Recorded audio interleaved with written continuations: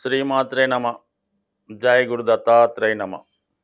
ఈ వీడియోలో మనం వృషభ రాశి వారికి ప్రస్తుతం దశమ స్థానంలో సంచరిస్తున్నటువంటి శని భగవానుడు మార్చి 29వ తారీఖు నుంచి, అంటే సుమారుగా 2025వ సంవత్సరం మార్చి నెల 29వ తారీఖు నుంచి వృషభ రాశి వారికి 11వ స్థానంలోకి శని భగవానుడు ప్రవేశించబోతున్నాడు.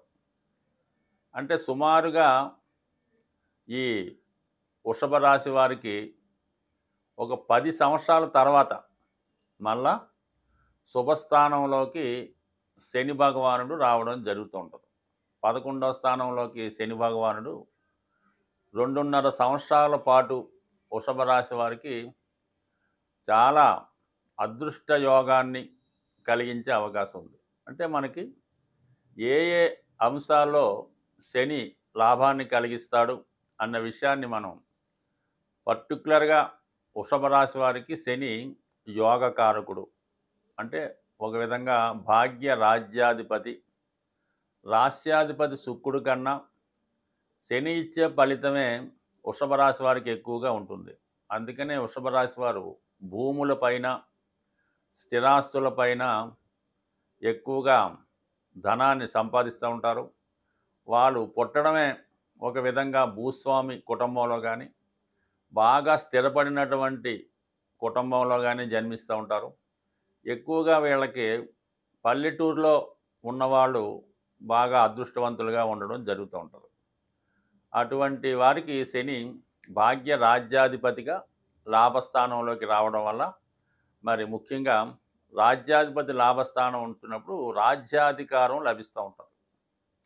అది ఎక్కువగా వీళ్ళు రాజకీయ రంగంలో ఉన్న వాళ్ళకి చాలా బాగా కలిసి వస్తుంది. కాబట్టి మీరు ఏదైనా మార్చి, అంటే ఏప్రిల్ 2025 తర్వాత ఎటువంటి ఎన్నికలు వచ్చినా మీకు రాబోయే 2.5 సంవత్సరాల్లో పదవీ లాభం ఒకటి ఉంటుంది. అలాగే వ్యాపార వర్గంలో ఉన్న వాళ్ళకి మరి ఏదైనా కొత్త వ్యాపారం చేసుకుంటే మీరు పెట్టినటువంటి పెట్టుబడి కేవలం శని 11వ స్థానంలో ఉండగా, అంటే 2.5 సంవత్సరాల్లోనే తిరిగి వచ్చే విధంగా మీ యొక్క అదృష్టం మారబోతుంది.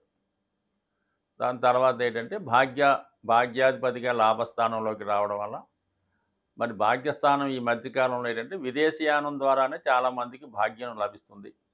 తండ్రి గారు వారసత్వంగా మీ యొక్క పెద్దల ద్వారా, తండ్రి, తాత, ముత్తాతల ద్వారా వస్తున్నటువంటి ఆస్తి ఈ సమయంలో మీకు వచ్చే అవకాశం ఉంటుంది. అంటే ఏదన్నా అది మీకు వారసత్వంగా రావడం. అంటే శని భగవానుడు మీకు ఇది మొదటిసారే 11వ స్థానంలో ఉంటే అది ఒకంగా ఉద్యోగ లాభం, విద్యా లాభాన్ని కలిగిస్తాడు. అదే రెండవసారి మీకు 11వ స్థానంలోకి వచ్చి ఉంటే మీకు సంతాన భాగ్యాన్ని కూడా ఇస్తాడు. అలాగే పదవీ యోగాన్ని ఇస్తాడు. ఏదైనా సమస్యల నుంచి బయటపడే అవకాశం ఉంటుంది. తృతీయసారి వచ్చినప్పుడు పిల్లల సహకారం బాగుంటుంది. వాళ్ళ యొక్క అభివృద్ధి, వాళ్ళ వివాహాలు, ఈ విధంగా శని ఎప్పుడు కూడా 11లో ఇస్తే ఒకే ఫలితం ఉండదు. వారి యొక్క స్థాయిని బట్టి, వారి వయస్సును బట్టి కూడా లాభం కలుగుతూ ఉంటుంది. కాబట్టి మొత్తం మీద ఏంటంటే అతి తొందరలో వృషభ రాశి వారికి అదృష్ట యోగం పట్టబోతుంది. అయితే మళ్ళా 11వ స్థానంలో వచ్చినటువంటి శని భగవానుడు తృతీయ దృష్టితో మరి వృషభాన్ని వీక్షించడం వల్ల జాతకుడిలో సహనం, ఓర్పు పెరుగుతూ ఉంటుంది.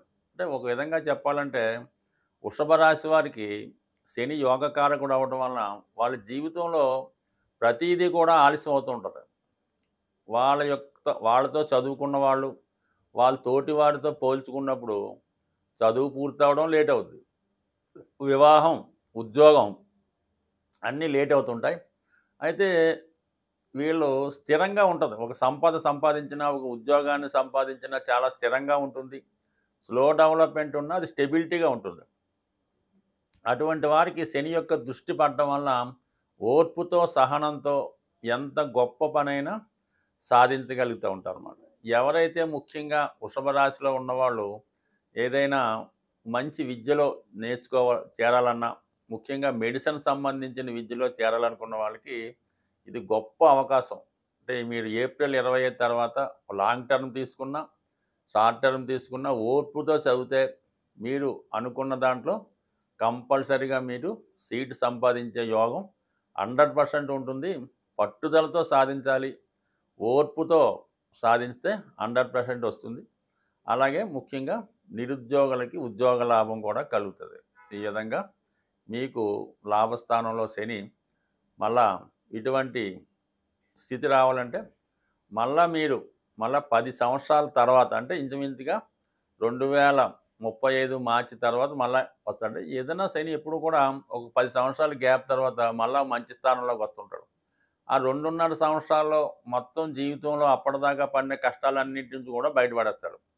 కానీ అదే భావంతో, అదే కష్టంతో జీవితం ముందుకెళ్తే మొత్తం ప్రతి సంవత్సరం, ప్రతి భావం కూడా లాభసాటిగానే ఉంటుంది. బట్ కానీ చాలామంది ధనం సంపాదించిన తర్వాత, అదృష్టం కలిసి వచ్చిన తర్వాత దాన్ని మర్చిపోయి మళ్ళా రొటీన్ జీవితానికి అలవాటు పడడం వల్ల శని భగవానుడు మళ్ళా వాళ్ళని శిక్షిస్తుంటాడు, మళ్ళా రక్షిస్తుంటాడు. ఈ విధంగా అవుతుంది. శని ఏ భావంలో ఉన్నా కూడా దాని తర్వాత 12వ భావం ఫలితం కూడా ఇవ్వడం జరుగుతుంటుందన్నమాట. సో ఆ కారణం వల్ల కూడా జాతకుడు ఈ సమయంలో మరి ఏదన్నా వ్యాపారంలో పెట్టుబడి పెట్టడం కానీ, షేర్ మార్కెట్లో ఇన్వెస్ట్ చేయడం కానీ, భూములు స్థిరాస్తులు కొనడం కూడా జరిగే అవకాశం ఉంటుంది. కాబట్టి సాధారణంగా మరి కష్టపడిన ధనం కాబట్టి మీరు ఏదైనా పెట్టుబడి పెట్టే ముందు జాగ్రత్తగా ఆలోచించి అధిక లాభం ఆశించకుండా నిస్వార్థంగా భూములు స్థిరాస్తుల మీద పెడితే ఖచ్చితంగా మీరు జీవితాంతం శని ఇచ్చిన సంపద ఎప్పుడు కూడా స్థిరంగా ఉంటుంది. సాధారణంగా శని భగవానుడు నియమనిష్టలకి, క్రమశిక్షణకి, నిడారంబర జీవితానికి కారణం అవుతూ ఉంటాడు. శని ఏ భావంలో ఉన్న ఏలినాటి శని కానీ, అష్టమ శని కానీ ఏదైనా సరే తన యొక్క ఫలితాన్ని మంచి ఫలితంగా మార్చుకునే శక్తి కేవలం జాతకుడికి మాత్రమే ఉంటుంది. మీరు ఎంత ధనం ఖర్చు పెట్టండి, ఎన్ని జపాలు చేయించండి, ఎన్ని పూజలు చేయించండి, ఎంత దాన ధర్మాలు చేయించండి, మీ ధనం వేస్ట్ అవుతుంది తప్ప మీకు దానివల్ల 5 పైసలు ఉపయోగం మాత్రం ఎట్టి పరిస్థితుల్లో కూడా ఉండదు. మీరు ఉద్యోగం కోసం ప్రయత్నం చేయకుండా ఏదో జపాలు చేయించాను, దానాలు చేయించాను, జాతకం చూపించాను, ఇంకా ఉద్యోగం రాలేదంటే ఎలా వస్తుంది? ఉద్యోగం ప్రయత్నం చేస్తే వస్తుంది. లేదంటే మీ అర్హతను బట్టి మీరు ప్రయత్నం చేయాలి తప్ప ఏదో డిగ్రీ పాస్ అయింది, సివిల్స్ రాస్తున్నాను, రావటం లేదు, బోల్డ్ పూజలు చేయించాము అంటే ఎలాగొస్తుంది? ఇవేమీ వద్దు. మీకు ఏదైతే అర్హత ఉందో అది తెలుసుకొని దాని ప్రకారం క్రమశిక్షణతో నియమంగా, అంటే శనికి ఏంటంటే ఎప్పుడు కూడా క్రమశిక్షణ ఇంపార్టెంట్. సూర్యోదయానికి ముందే లెగవలసి ఉంటుంది. దాని తర్వాత ఏంటంటే సాధ్యమైనంత వరకు అన్ని పనులు కూడా క్రమశిక్షణతో, నడకతో చేసుకోవచ్చు. అంటే వాకింగ్ చేసుకోవచ్చు, రన్నింగ్ చేసుకోవచ్చు, కావాలంటే ఊరు వెళ్ళినప్పుడు మామూలుగా బస్సు, వాహనాల్లో, కారులో ప్రయాణం చేయొచ్చు. కానీ చిన్న చిన్న పనులకి ఇతరుల మీద ఆధారపడకుండా సొంతంగా మీరు చేసుకోవడం ఒకటి జరుగుతుంది దానివల్ల. అలాగే మరి మీ గృహంలో ఉన్నటువంటి పెద్దవారిని, అంటే కొద్దిగా వయసు పెద్దబడి వారి పనులు వారు చేసుకోలేని స్థితిలో ఉంటే వారికి మీరు ఏదో విధంగా సహాయపడుతూ వాళ్ళకి కనీసం రోజుకి ఒకసారన్నా పలకరించి యోగక్షేమాలు తెలుసుకొని వాళ్ళకి ఏం కావాలో ఇవ్వడం వల్ల, అవసరమైనటువంటి మందులు కొనివ్వడం వల్ల కూడా శని భగవానుడు మీకు మంచి ఫలితాన్ని ఇవ్వడం జరుగుతూ ఉంటుంది. అంటే వృద్ధుల్ని, పెద్దల్ని గౌరవించడం, సాధ్యమైనంత వరకు మీ పనులు మీరు చేసుకోవడం, ఎప్పుడు సూర్యోదయానికి ముందు లెగడం. అవకాశం ఉన్నవాళ్ళు చాలా వరకు ఏంటంటే ఏదన్నా ఉదయం పూట ఒక 5 నిమిషాలు కానీ 10 నిమిషాలు కానీ ఇష్టదైవాన్ని ప్రార్థించుకొని దాని తర్వాత మీ కార్యక్రమాలు చేసుకోవడం ఒకటి. దాని తర్వాత ఏంటంటే ముఖ్యంగా ఎట్టి పరిస్థితుల్లో కూడా నిజాయితీగా ఉండాలి. ఏ వృత్తి మీరు చేస్తున్నా దాంట్లో నిజాయితీ ఉండాలి. దాంట్లో వల్ల కూడా మీకు నెమ్మదిగా అయినా సరే ఎక్కువ సక్సెస్ రావడం జరుగుతూ ఉంటుంది. సో ఈ విధంగా జాతకుడు తన యొక్క క్రమశిక్షణ పెంచుకుంటూ మరి ఏదైనా మరీ ఇబ్బందికరంగా వచ్చిందనుకోండి, కేవలం శివునికి అభిషేకం చేసుకోవడం వల్ల, ఇంకా బాగా ఇబ్బందొచ్చిందనుకోండి, శనిగ్రహాలు, నవగ్రహాల్లో కేవలం శని భగవానుడికి అభిషేకం చేసి చాలామంది వదిలేస్తుంటారు. అది ఎలా కుదురుతది?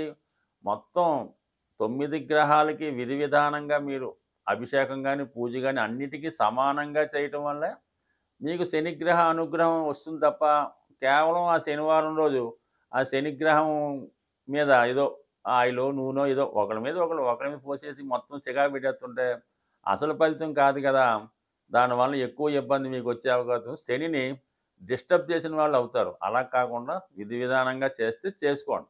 లేదంటే మాట్లాడి కూరుకోవాలి తప్ప, ఈ విధంగా ఒక పద్ధతి లేకుండా శి శని భగవానుడిని పూజించడం కూడా ఒక విధంగా ఇబ్బంది పెడుతుంది కాబట్టి అది కూడా గమనించండి.